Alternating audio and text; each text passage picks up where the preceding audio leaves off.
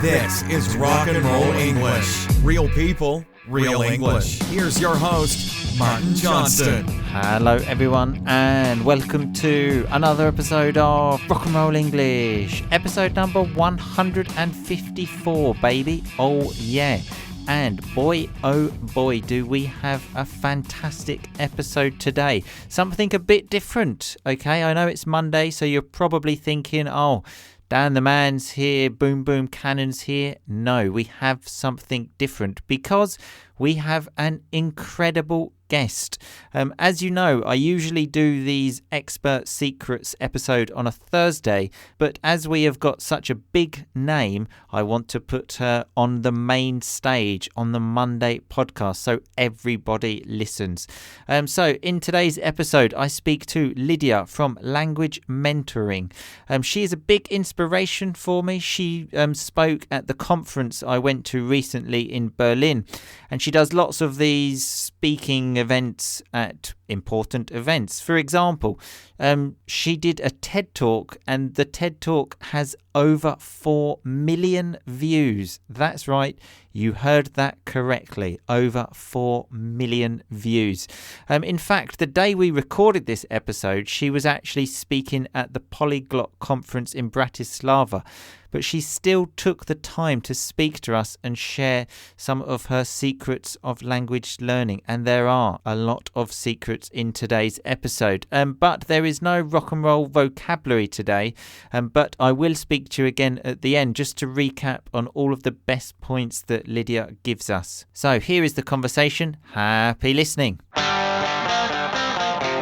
So hello Lýdia and welcome to Rock and Roll English. Hi Martin. Thank you for having me here. No problem. Thank you very much for accepting the invitation because I know you are a very busy person. Just to give listeners a very brief introduction, I know that you have worked as an interpreter for some very famous people. You're a public speaker, a polyglot, and you have done a recent TED Talk. And the last time I checked, there were just the 4 million views. So, you know, that's right.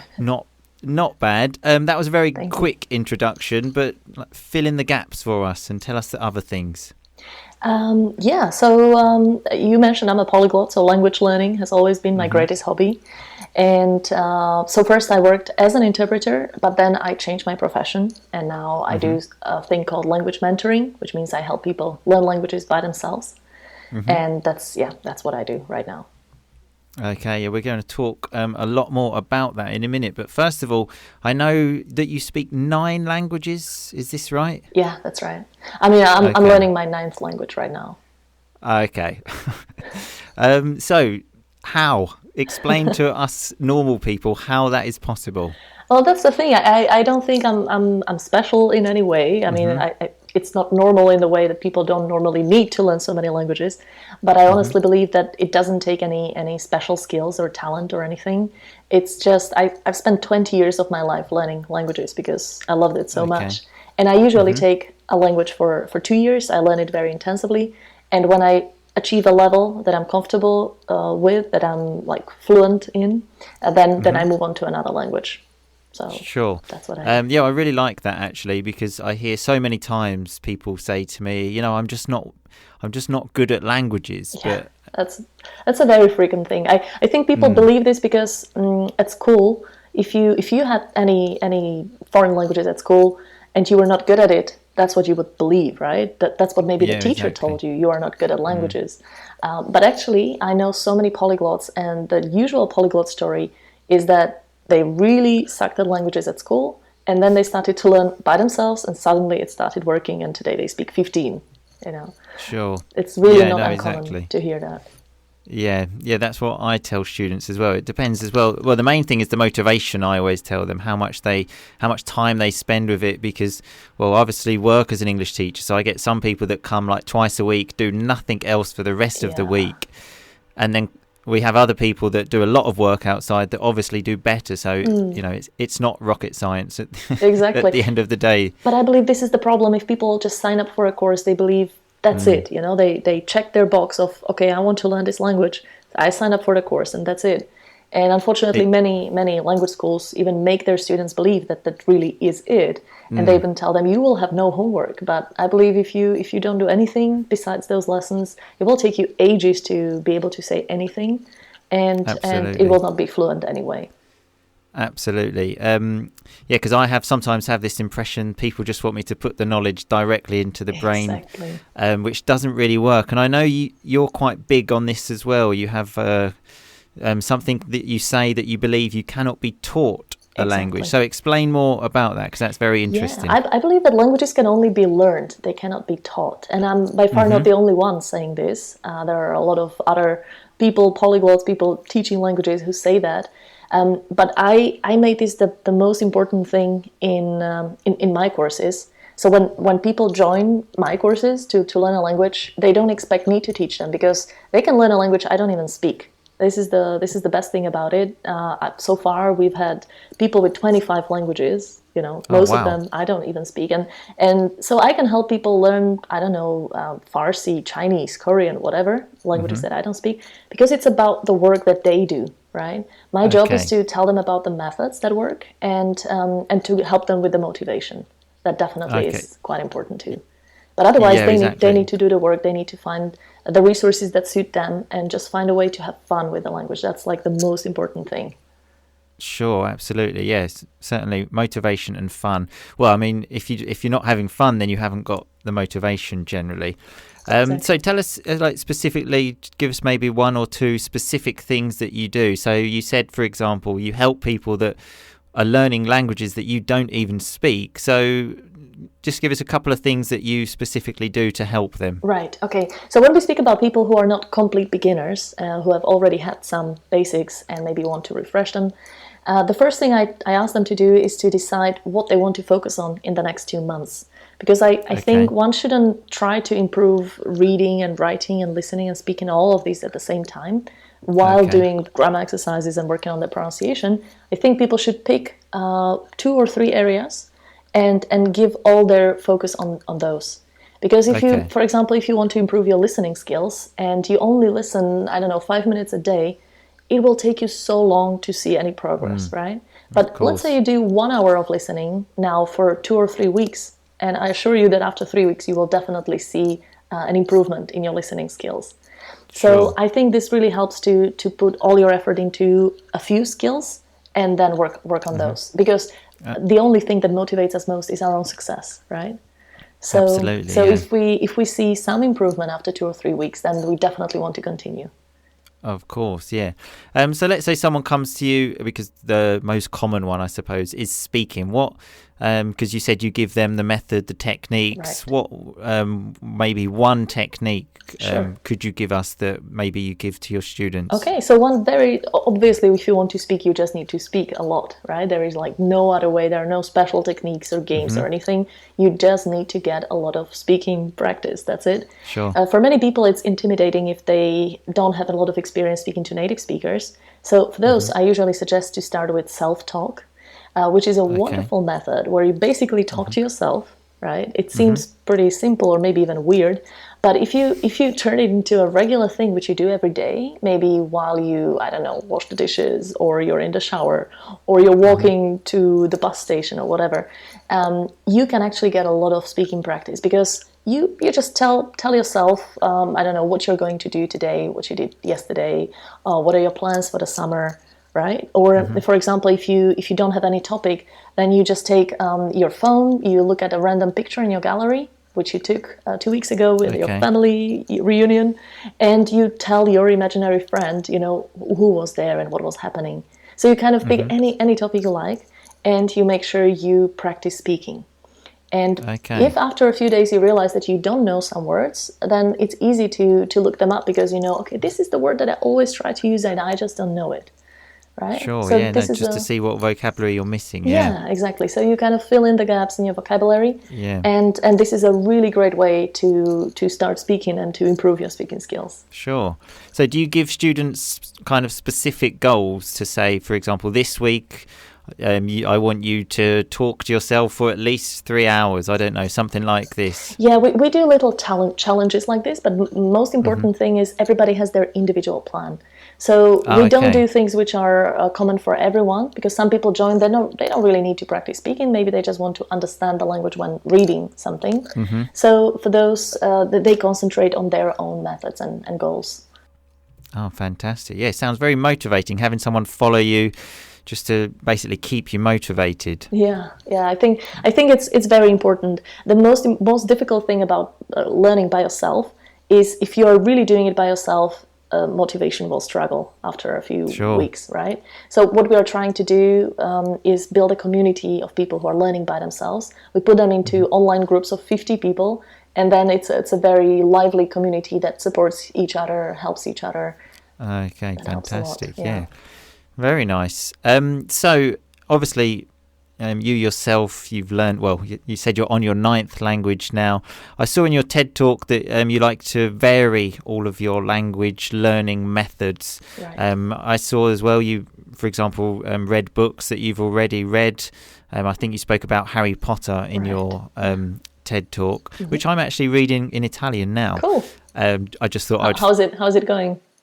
Yeah, well, I've read the first one and I'm on the second one, but I've actually never read them in English. I'm new to the Harry Potter game, although that does sound quite strange, I suppose. Well, it's not for everyone, but now you will know it in Italian, right? Yeah, exactly. Cool. Yeah. So what other methods do you recommend? I know you've got some language learning principles that you stick by. So what are they? Yeah, so basically all the methods that I use are always based on 4 main principles. And whatever I do in language learning and whatever I advise my students to do is to make sure you have fun when learning a language, use effective methods, use them systematically. So create a system, a plan in your learning. And make sure you have a lot of contact with the language. So spend a lot of time with it, basically. And whatever you do, like for example, the Harry Potter book is a good example. It was a text that I really liked reading because it was my favorite book as a child. I did it every day for, let's say, half an hour. So that was the system. It was a very effective method because I combined listening and reading at the same time. So it was an audiobook together with an ebook, right?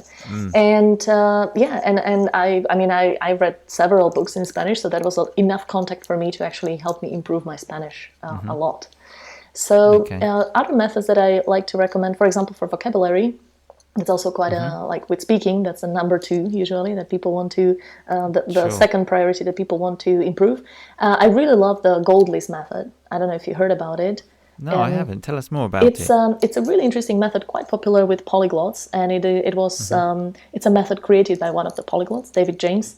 It's basically a very simple method. You take a notebook and you write a list of 20 words with their translation in your language. And you just write a list every day, and you keep doing it every day for 2 weeks, and you don't look back at the words in the previous lists. And then 2 weeks from the first list, you look at them and you test yourself how many you remember, and you will see that you actually remember 30%. They stay in your long-term memory, because whatever we learn, if we are at ease, if we are feeling comfortable, we simply remember 30%. But when you're actually learning it, you don't know which words are those 30%. It's very subconscious. Yeah. So you let your long-term memory kind of pick the things that it wants to remember, and you rewrite the rest of the words. And then you do it again in 2 weeks and again in 2 weeks, and you kind of distill this list of vocabulary. And it seems like magic because you're just rewriting lists of vocabulary, and it's learning by itself. You don't need to do anything. You don't need to memorize, cram it, do flashcards, anything like that. So fantastic. Yeah, I mean, obviously this is like a proven method with polyglot. So, if it works for these people, then it's definitely worth trying. One thing, a question that just popped into my mind actually when we were talking about Harry Potter. For example, just last night I was reading it, and obviously there are a few words that I don't understand in Italian. What's your sort of advice on that? Because I just kept going. I didn't have the energy to stop. It was quite late at night to go and look up the words. But what do you suggest? Because I was thinking, I will come back, but then if I think about it, I probably won't because I'm a bit lazy. But what's the advice you can give for this, for reading? It's very important that you keep going and that it's still interesting for you. So one thing that people often do, and I think that's a mistake, is underline every word that they don't know. right? And maybe even look it up, maybe write it down somewhere, but they usually get to page 3 and that's it. You don't want to continue because it's a lot at the beginning, right? And that's normal. But I always suggest keep reading. Don't worry if you don't understand everything. It will become clearer later. And if you want to grow your vocabulary, I would suggest a systematic way to do it. So for example, underline just 2 new words or expressions on each page, right? Okay. Or maybe have, let's say, I will read 10 pages without underlining anything, and I will do 4 pages underlining new expressions, right? So you always need to find this balance because you want to make it fun, and it's not fun if you stop at every word you don't know, right? But at the same time, you want to make it effective. So underlining with the combination of faster reading, I think it's a perfect way to do it.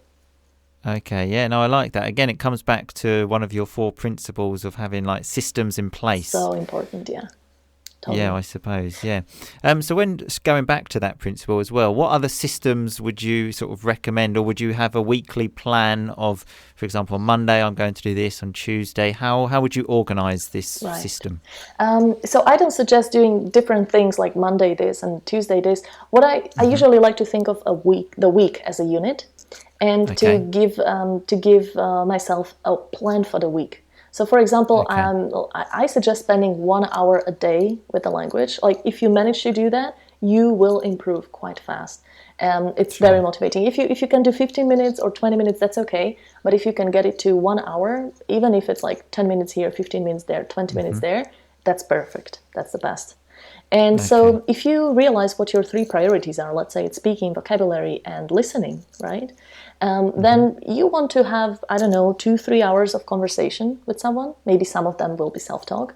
For vocabulary, you want to do your gold list for 20-30 minutes a day, maybe.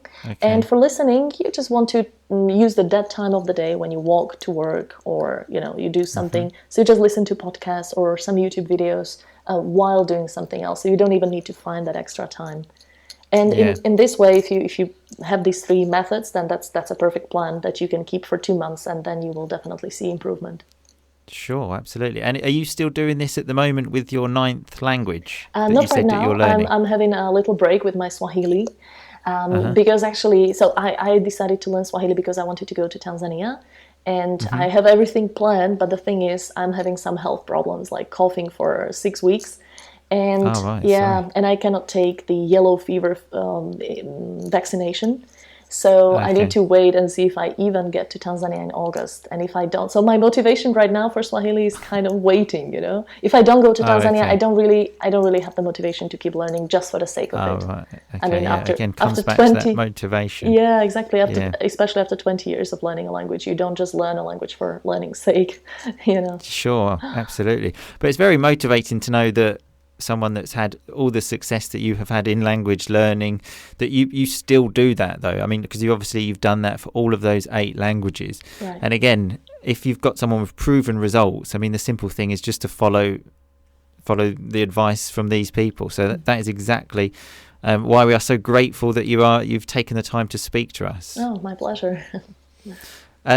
And one other thing, when we spoke last time, you gave some great advice about moving from B2 to C1, because many people that listen to this podcast, I know, are in that level, and I kind of class myself in that level in Italian. I always think if I've had 2 beers, only 2, I'm C1. If I have more than 2, then it's a problem. But if I have only 2, I'm C1. But I'm very much on the brink kind of thing. So what's your advice about how to move from B2 to C1? Right. Well, before I say the advice, I need to say you need to ask yourself the question whether you really need the C1. Because I personally believe that having a good, solid B2 is a perfect goal for any language learner who doesn't want to work with the language professionally. So if if you don't want to be a translator, interpreter, language teacher, then I think if you aim for a really good B2, you're good. That's actually what I try to achieve in all my languages. I mean, I have a few C languages, but right now, if I learn any new one, I'm just going to get them to a B2 level. Sure. I remember that you mentioned this last time we spoke about to get to C1, you'll have to read like legal contracts. Yeah, because and so the vocabulary, like B2 is enough because you can have a conversation with anyone about almost anything, right? And exactly, if you want to have a C1, that's for professionals, right? So you do need to make sure you read legal texts and texts about IT and healthcare and agriculture. You need to know a lot more words. And many people think of getting from B2 to C1 as a little step, like, oh, I just need to, as you said, I just need to spend a little bit more time. But actually, if you take the time that it took you from 0 to B2, that's exactly the time you need from B2 to C1. So it's kind of doubled, right? Sure. That's really interesting. I'm sure it's almost a relief to many people because I've had so many people that, as I said, listen to this podcast that are around that level saying, well, I'm just not making any progress. But I mean, as you've just explained, how difficult it is to make that what seems like a little jump. Like if you go from A2 to B1, that's not such a big jump, right. But as you just explained, that B2 to C1 is a big jump. It is, yeah, definitely. So, but that's why I tell people not to worry too much about it. I know many people want to take a certificate and just have it on paper and feel like they're progressing. But if you can keep your B2 fluent, then you're really definitely a winner at language learning. It's not easy, right? So no, make sure you stay in touch with the language and enjoy it, especially. I think if you get to a good B2, that's your time to really start enjoying the language. Watch films and movies and series and read books. Speak to people, right? Because you can do that on that level. Fantastic. Okay, well, Lýdia, thank you very much for coming on the show and giving us all of these tips. But before you go, tell us where we can find out more about you. Right. So my website is languagementoring.com, and you can also find language mentoring on Facebook and on Instagram and YouTube. Or you can watch my 10-minute TED Talk to have a shorter version of, what language learning is for me. Sure, absolutely. Everything that Lýdia just mentioned will be on the show notes, though, to this episode, so you can go there and find all of the links there. But thank you again, Lýdia, for taking the time. My pleasure. Well, we really appreciate it. Yeah, thank you so much. No, thank you. Thank you. Bye-bye. Bye. Okay, so thank you very much again, Lýdia, for taking the time to talk to us. Let's have a look at the main takeaways. I thought one of the most important points was that she said there are no special skills in language learning. Even if Lýdia speaks 8 languages and is learning her 9th, there is no magic trick. She said that she has been doing this for over 20 years and she learns the languages very intensively. So just have a think for a minute about how much work she has put into learning these languages.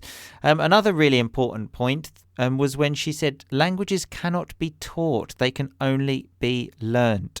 That, I think, is fantastic advice. You can have the best teacher in the world, but at the end of the day, you are the one that needs to internalize it in your brain using systems that she mentioned. Her 4 basic principles of fun, effective methods to do it systematically and to have lots of contact with the language. She also spoke about motivation and said how important it can be if someone's just following you, because if you do this completely on your own with no other help, it can be difficult. It can obviously be done, but it can be difficult. She gave us a great method for learning vocabulary, the Gold List method. On the show notes, episode page 154, I will have a link that takes you to a site that explains that in more detail. She gave us a good technique for reading as well. Just underline maybe 2 words on a page, then go back and look at them later. Also to look at each week as a unit. Don't think I'm going to do this Monday, this Tuesday, this Wednesday, because that can be a bit difficult. Look at a week as a unit and decide what you want to do. I also thought it was great advice when she spoke about going from B2 to C1. First of all, ask yourself the question, do you need this professionally? Because as she said, to get from 0 to B2 is the same amount of effort to get from B2 to C1. So again, don't think, oh, I've been trying to get from B2 to C1 for such a long time, I must be terrible at languages. We've just heard from an expert, a real expert, how difficult it is to make that jump. And she said, enjoy the language at B2, the level you are at now. Have fun with it. Listen to podcasts, watch films, and just have fun, baby. I would like to thank Lýdia again for taking the time to speak to us here at Rock and Roll English. I hope you enjoyed the episode, everyone. I will speak to you all again next week. But in the meantime, just keep on rocking, baby. Thanks so much for listening to Rock and Roll English. For more great content and to stay up to date, visit rockandrollenglish.com and facebook.com/rockandrollenglish. We'll catch you next time.